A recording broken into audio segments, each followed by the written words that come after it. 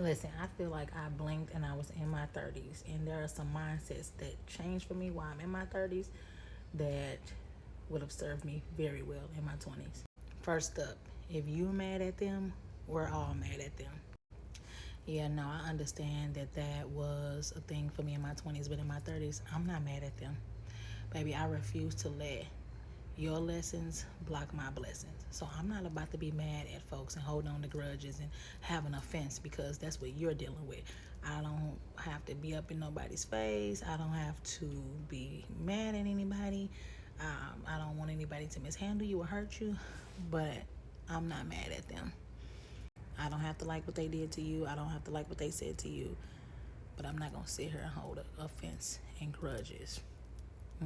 I can't do that. Second up, if they ain't there, I ain't going. I'm going.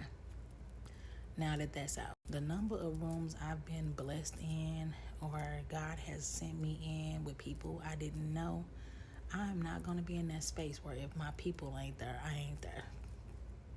You don't know what you missing out on with that mindset. I refuse to be like my friends. I have been in so many rooms without my people, and it has been a blessing, the number of connections, the number of relationships. So that if my folks ain't there, I ain't going. I'm going. It ain't about who's not there. It's about who God has placed there. Next up, I'm returning that same energy. Nah, I spent a lot of my time clapping back. I'm blessing back. Clapping back, too much energy, too much waste of time, too much power given away. I ain't spent a lot of my time. These 30s have taught me, move on. Truthfully, I used to be like, okay, I know the word says forgive them, they know not what they do. But I'd be like, Lord, they know exactly what they're doing. But then I had to realize, I don't care. Bless back, move forward, and keep going. My husband always say, if your name is in the mouths of others or you being lied on, you in good company because they did the same stuff to Jesus. So move on. Clapping back, defending yourself, overexerting yourself, trying to prove your point. Too much energy. Some people are invested in making sure you don't have a good image anyway. So move on. Lastly, I don't need any new friends. Yes, I do. Lastly, I don't need no new friends. Yes, I do.